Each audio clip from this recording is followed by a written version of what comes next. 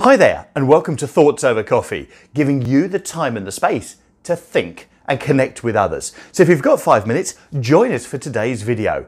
Today, we're looking at the top 5 tips on making a great first impression. Remember, people meet you for the first time and they take on average 7 seconds.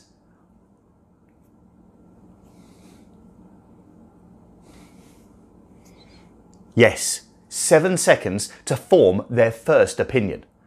Now, this is quite often done through how you look, the visual side of things, the way that you say things, the vocal side of things, or the verbal things, which are the words. But more often than not, it's from what they actually see. So, if you think about it, you're going into a new social situation. Maybe you're going to go for a new job. Or even more, you're meeting people for the first time, in the current situation, on Zoom. How do you come across with the right first impression? Let's look at our 5 tips now. Number 1, working on your body language. Quite critical here. The effect of nerves, think about it.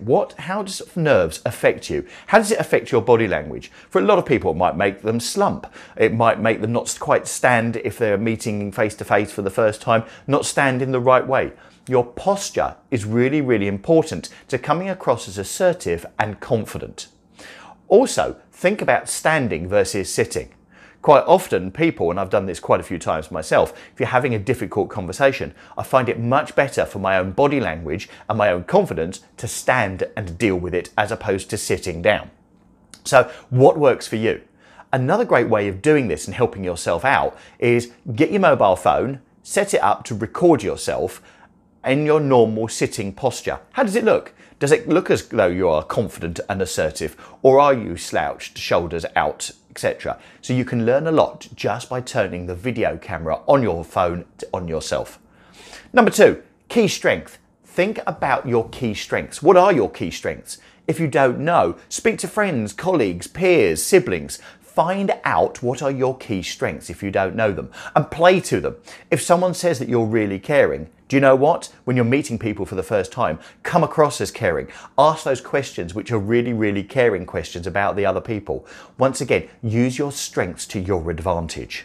And number 3, what are your common interests? You know what it's like. You go to a party, you meet a group of people for the first time, and all of a sudden you connect with someone. It's a film that you've seen. It's a particular artist, music artist that you both enjoy. And then you have a conversation for half an hour and it seems like only 2 minutes. And you walk away from that party and go, wow, what a great person that person is. Work on finding out what the common interests are of other people. And you can do that through conversation.